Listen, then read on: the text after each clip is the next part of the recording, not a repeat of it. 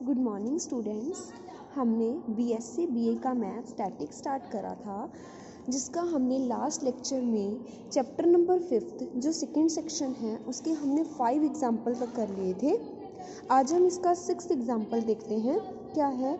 Equal weight P and P, दो wait हैं, दोनों इक्वल हैं। हमने उसको दो स्ट्रिंग से अटैच करा है। एक स्ट्रिंग आपकी एसी है, एक स्ट्रिंग आपकी बीसी है। अब वो कहाँ से पास हो रही है? Passing over a smooth peg C. A B एक हैवी बीम है जिसका वेट कितना है? W, whose centre of gravity is a from feet from A and B from B. Show करना है कि A B is incline to the horizontal at an angle this. तो हम पहले इसका डायग्राम देखते हैं, क्योंकि मेन स्टैटिक्स में डायग्राम है। अगर डायग्राम क्लियर है तो क्वेश्चंस आपके इजी से हो जाते हैं। The peg being smooth, peg कैसा है? स्मूथ है। तो टेंशंस जो होगी वो बोथ द स्ट्रिंग में इक्वल होगी, इक्वल टू पी होगी। And their resultant will bisect the angle A C B. Diagram देखते हैं क्या है। डायग्राम में आपको क्या गिवन है? ये आपके पास क्या है? दो स्ट्रिंग है, एक ए बी और ए सी। AC और CB स्ट्रिंग है। हमने उसको C से बांध दिया। उसने बोला है कि उसने ये चीज़ गिवन दे रखी है कि दो वेट हैं अटैच टू स्ट्रिंग AC और BC पास ओवर आ स्मूथ पैग। ये पैग C पर लगाया, खूंटी लगाई है हमने यहाँ पर, यहाँ से हमने दो को बांध दिया। अब क्या करा उसने? और ए बी एक हैवी बीम है जिसका वेट W है। A B whose centre of gravity, A B एक बीम ली, ये एक बीम ली। पहले क्या करा? यहाँ एक खूंटी लगाई, यहाँ से दो स्ट्रिंग बांध दी। अगर अब ये स्ट्रिंग हिलती रहेगी। अब क्या करा? यहाँ पर एक रोड लगा दी। ठीक है जी, रोड लगा दी। अब क्या है? इसका वेट क्या करेगा? इसको नीचे खींचेगा रोड का वेट। तो क्या करेंगे? इसके अपोजिट स्ट्रिंग की ये नीचे आएगी वेट के कारण, तो स्ट्रिंग इसकी टेंशन कहाँ लगेगी? इसके अपोजिट डायरेक्शन में। स्ट्रिंग है उसमें टेंशन सेम, इसमें टेंशन इसके अपोजिट डायरेक्शन में लगेगी, क्योंकि दोनों तरफ आपकी सेम है। अब देखो वेट है, अब ये दो पॉइंट पर मीट कर रहे हैं तो इसकी जी भी इसमें से पास करेगा, क्योंकि आपको आपके पास थ्योरम है कि अगर कोई रिजिड बॉडी है और अगर दो फोर्सेज इंटरसेक्ट करते हैं, बॉडी इक्विलिब्रियम में है, तो तीसरी फोर्स को भी उसी में से पास होना पड़ेगा। तो ये पास हो गए। अब देखो, हमने मान लिया कि ये जो रोड है हॉरिजॉन्टल के साथ थीटा एंगल बना रही है। आपको इस थीटा की वैल्यू फाइंड आउट करनी है। ये दे रखा है कि ये ए है, ये बी है। ये कितना होता है? 90। ये थीटा, ये कितना हो जाएगा? 90। इस एंगल का बहुत यूज़ है, काफ़ी क्वेश्चंस में यही सेम स्टेप्स कर रखा है, यही सेम लॉजिक है कि ये थीटा, ये 90, ये 90 माइनस थीटा, वर्टिकल अपोजिट से 90 माइनस थीटा। ये अब क्या है? अब देखते हैं क्या क्या चीज़ इसने दे रखी है कि the peg being smooth the tension both the string में क्या है? इक्वल है। एंड देयर जो रिजल्टेंट होगा वो बाइसेक्ट करेगा एंगल को, क्योंकि अगर आपकी ये इक्वल है दोनों में टेंशन, ये भी पी है, तो जो रिजल्टेंट होगा वो क्या करता है? रिजल्ट होता है कि इसके एंगल्स को बाइसेक्ट करता है, मतलब इक्वल पार्ट्स में डिवाइड करता है। तो ये भी अल्फा हो जाएगा और ये भी अल्फा हो जाएगा। ठीक है जी। तो उसने क्या कहा? अब देखो, अब ये क्या है? W वेट है, ये क्या है? इसके अपोजिट डायरेक्शन है। अब ये जो वेट है इन दोनों को बैलेंस करेगा, तो W और साथ में कितना एंगल बनाएगा? एंगल कितना बनाएगा आपके पास? ये कोस अल्फा बनाएगा। तो आपके पास ये रिजल्ट होता है कि अगर क्या है कि the peg being smooth and the tension in both the string are equal, therefore bisect करेगा, और दिस रिजल्टेंट जो C होगा वो बैलेंस्ड होगा। कैसे? वेट W के द्वारा, W जो एक्ट कर रहा है डाउनवर्ड, तो क्या हो जाएगा? W किसके इक्वल हो जाएगा? W इक्वल हो जाएगा 2P। कितनी फोर्सेज है? 2P इंटू में कोस अल्फा, तो यहाँ से कोस की वैल्यू आ जाएगी। उसके बाद देखो, मैंने आपको सारे एंगल बता दिए कि 90 माइनस थीटा रखा है। फिर कौन सी थ्योरम लगानी है? सिर्फ ट्रिग्नोमेट्रिक थ्योरम लगानी है। पहले वाला स्टेप करना है जो आप कर सकते हो आराम से। ठीक है जी, MN थ्योरम। अब नेक्स्ट देखते हैं, एक सिलेंडर है जिसकी रेडियस R है। आपको सिर्फ इनकी स्टेटमेंट समझ आनी चाहिए। पूरी में MN थ्योरम या लेमिस थ्योरम अप्लाई कर रखी है या रिजोल्व करना होता है, बस यही चीज़ करनी है। चाहे हमने देखो अब तक जो भी चैप्टर्स करे हैं या पैरेललोग्राम ला जो हमने फर्स्ट चैप्टर में स्टडी करा था। एक सिलेंडर है जिसकी रेडियस R है, हुज एक्सिस इज फिक्स्ड, जिसके एक्सिस को क्या कर दिया? फिक्स्ड कर दिया।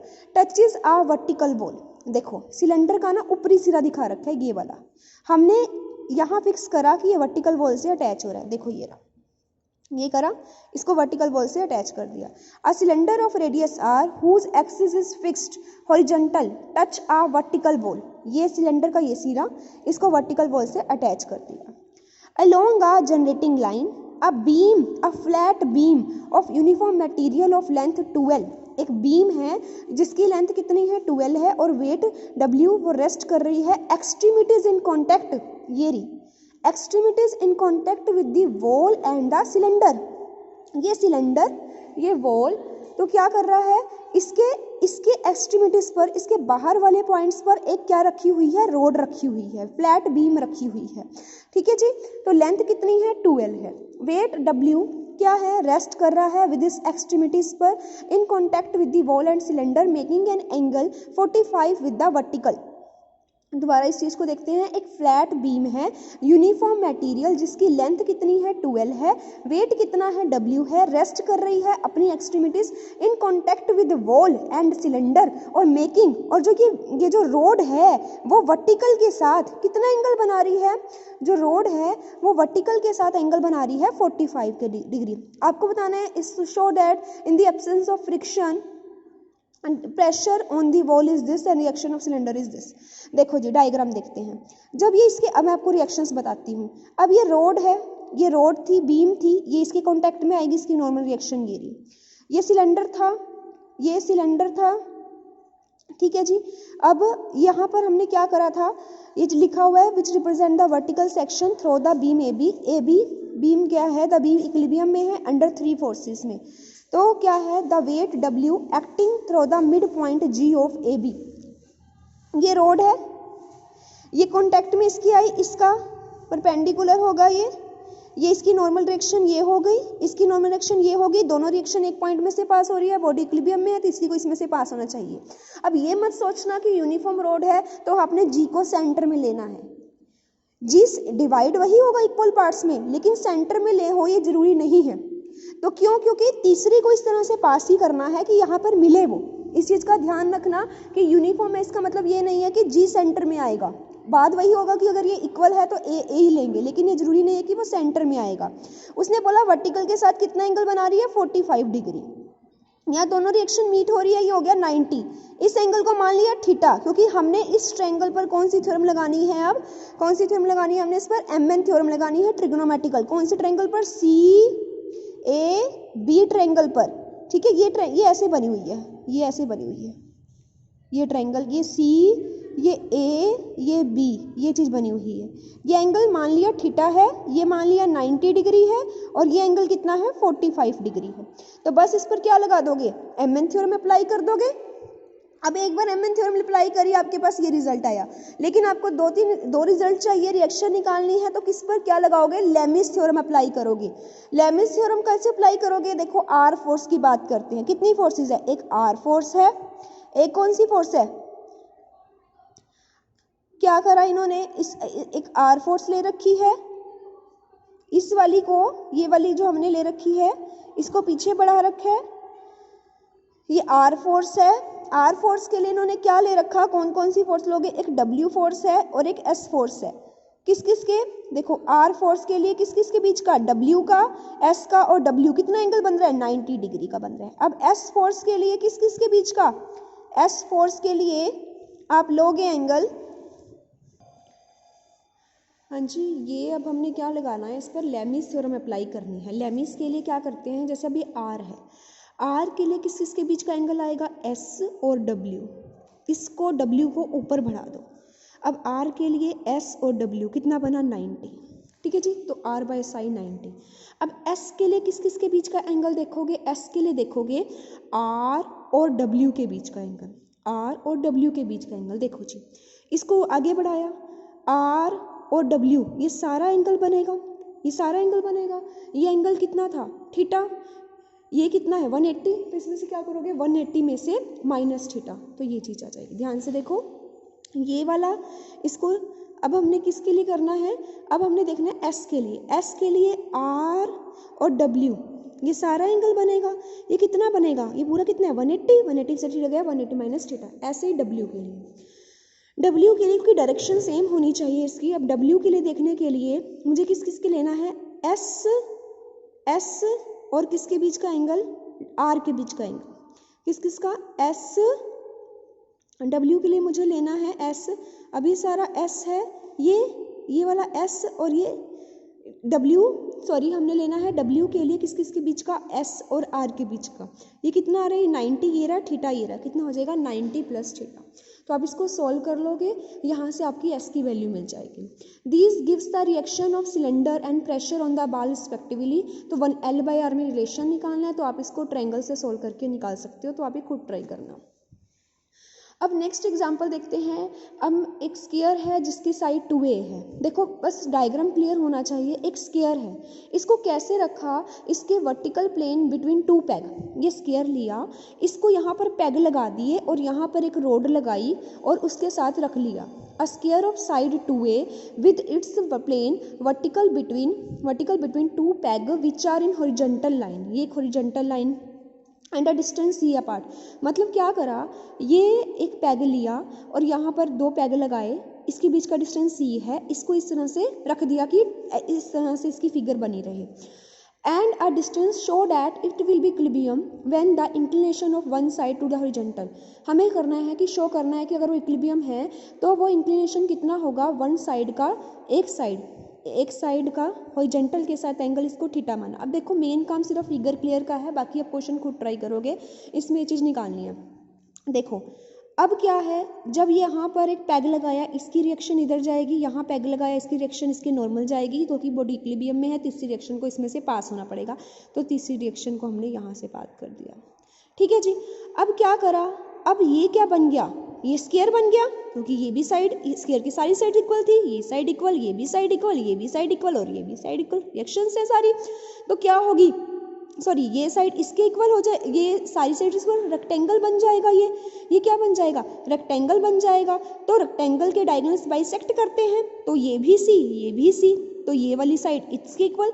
अब देखो ये थीटा, ये थीटा, ये theta, alternate interior, sides equal, corresponding angle equal, उसके सामने वाले एंगल इक्वल होंगे, सॉरी ये भी थीटा तो ये भी थीटा, क्योंकि OA ये इसके इक्वल है, तो ये भी थीटा, ये भी थीटा। दोबारा से समझो, ये स्क्वायर था, दो पेग से लटका दिया, इसकी लेंथ क्या है, C है। फिर हमने क्या करा, ये चीज़ स्क्वायर बन गई आपकी, इसकी कोरस्पॉन्डिंग रिएक्शन, इसकी कोरस्पॉन्डिंग रिएक्शन, तीसरी रिएक्शन को इसमें से पास करवाना पड़ेगा। ठीक है, ये एंगल थीटा लेट करा, ये भी थीटा होगा अल्टरनेटिव इंटीरियर एंगल से, ये साइड इसकी इक्वल है तो इसके सामने वाले एंगल इक्वल होंगे, ये थीटा, ये थीटा। तो सारे एंगल्स आपको बता दिए मैंने सारे निकाल के। उसके बाद सिर्फ आपने कौन सी थ्योरम लगानी है, यहाँ पर ट्रायंगल्स निकालने हैं, तो देयरफॉर एंगल OAM, ये थीटा कितना हो गया, 2 theta. Angle AM is equals to OA cos theta. कौन सी ट्रायंगल ले रखी है, AMO, इस ट्रायंगल से ये 90 है, तो यहाँ से आप वो लगा के इसकी जो होता है कि कोस थीटा क्या होता है, बेस अपॉन में हाइपोटेन्यूज से आप इसका सोल्व कर सकते हो। उसके बाद दोबारा से 2 इक्वेशंस बन जाएंगी AM की, दोनों को इक्वेट करोगे, वहाँ से आंसर निकालोगे, तो इसको आप ट्राई करोगे। मेन इसमें मैंने स्टेटमेंट वाला काम था वो मैंने आपको बता दी। ठीक है जी। तो अब इसका पहले आप इसका 9th एग्जाम्पल खुद ट्राई करना एक बार। ठीक है जी, कोई डाउट आए तो पूछ लेना। क्या कह रहा है, स्टेटमेंट बता देती हूँ मैं आपको, पहले इसका 10th करते हैं फिर 9th की स्टेटमेंट बताती हूँ। कि एक रोड है, अब क्या कर रहा है, एक रोड है वो रेस्ट कर रही है एक स्मूथ स्फेरिकल बाउल में। रोड है, ये रोड है एक बाउल में रेस्ट कर रही है, जिसकी बाउल की रेडियस क्या है, R है। Its centre of gravity divide the road. अब उसने कहा कि रोड यूनिफॉर्म नहीं है, तो इस पार्ट को वो A में डिवाइड करती है, इस पार्ट को वो B में डिवाइड कर रही है। बस आपको डायग्राम क्लियर हो गया तो क्वेश्चन आपका ईजी से हो जाएगा। Into length A and B show that if theta be the inclination of the rod to the horizontal in the position equilibrium, then आपको ही बताना है थीटा ये होगा। Find the reaction between rod and bowl, तो reaction भी निकालनी है। AB road है, ठीक है जी। देखो ये बाउल बनाया, ये बाउल है, ठीक है। यहाँ पर हमने एक रोड रखी, जब ये रोड रखोगे इसके कॉन्टेक्ट में आएगी, इसकी रिएक्शन होगी, जब ये कॉन्टेक्ट में आएगी एक इसकी रिएक्शन होगी। 2 रिएक्शन इस पॉइंट में से पास हो रही है, तीसरी रिएक्शन जो इसका वेट होगा उसको भी इसी में से पास होना पड़ेगा। ठीक है जी, ये G होगा, मतलब ये वाला पोर्शन A हो गया, ये वाला पोर्शन B हो गया। तो क्या करा, लेट ए बी रोड है, जी सेंटर ऑफ ग्रेविटी है, सो ए जी कितना है आपके पास ए और जी बी कितना है बी है। Let O is the centre of sphere है which the given spherical bowl is a part, O D perpendicular, आपने ये लेट करना है कि O D perpendicular to this, तो ये परपेंडिकुलर है, ये परपेंडिकुलर लेट करा, परपेंडिकुलर लेट करोगे तो ये एंगल आपका 90 बनेगा, ये 90 है, परपेंडिकुलर है, इक्वल बाइसेक्ट करेगा, ये भी अल्फा हो गया, ये भी अल्फा, मान लिया ये 90 ये अल्फा, ये कितना हो गया 90 माइनस अल्फा, ठीक है। उसके बाद बाकी एंगल मान लिया कि हॉरिजॉन्टल के साथ ये थीटा एंगल बना रही है, ये 90, दोबारा से वही सेम स्टेप जो पिछले क्वेश्चन में था, ये क्या हो गया, ये थीटा यहाँ से 90 minus theta, vertical opposite angle से ये भी 90 माइनस थीटा हो जाएगा, ठीक है। ये 90 minus theta that is theta. तो सारे मैंने आपको एंगल निकाल के बता दिए हैं, बाकी आप इस क्वेश्चन को खुद ट्राई कर सकते हो, वही सारा सेम प्रोसीजर है और कुछ नहीं कर रखा, कहीं लेमिस थ्योरम लगा देंगे और कहीं एंगल्स को, कहीं हमने एमएन थ्योरम लगा रखी है। तो इस क्वेश्चन को आप खुद ट्राई करना। तो मैं आपको 9th एग्जाम्पल की स्टेटमेंट बता देती हूँ, क्या है, एक स्मूथ हेमिस्फेरिकल बाउल है जिसका डायामीटर क्या है ए है, उसको कहाँ रखा गया है, placed so that is place so that is it edges, जिसकी एजेस हैं वो टच करती हैं एक स्मूथ वर्टिकल वॉल। वही सेम जैसे हमने सिलेंडर को रखा था, एक बाउल को रख दिया कि उसकी एजेस एक वर्टिकल वॉल को टच करती है। अब क्या करा, एक यूनिफॉर्म रोड है जो इक्विलिब्रियम में है, a heavy uniform rod is in equilibrium inclined at 60 degree, एक heavy uniform rod is to the horizontal, एक heavy uniform rod रखी है भी जो horizontal के साथ, देखो जब आपके पास, अब देखो इसकी रिएक्शंस ध्यान रखना, बाकी सब आपको क्लियर हो जाएगा इजली से। ये हैवी यूनिफॉर्म रोड ये होरिजेंटल के साथ कितना एंगल बना रही है, 60 डिग्री बना रही है। उसके बाद क्या बोला, with and resting horizontal with one and resting on the inner surface, अंदर के सरफेस पर एक बाउल रखा और अदर कहाँ रखा है, अगेंस्ट द वॉल के साथ रख दिया। Show that the length of this, question clear हो गया। अब सिर्फ क्या रह गया देखना कि कैसी कैसी रिएक्शंस ले रखी है। जब ये रॉड इसके कॉन्टेक्ट में आएगी, इसकी नॉर्मल रिएक्शन जो हॉरिजॉन्टल का काम करेगी कि हॉरिजॉन्टल के साथ 60 डिग्री का एंगल बना रही है। उसके बाद क्या करा, let the bowl touches the vertical wall at P and O is the center of bowl. Let AB is the uniform rod of weight. This uniform है तो CG कहाँ होगा, CG जो होगा centre of gravity G point पर होगी।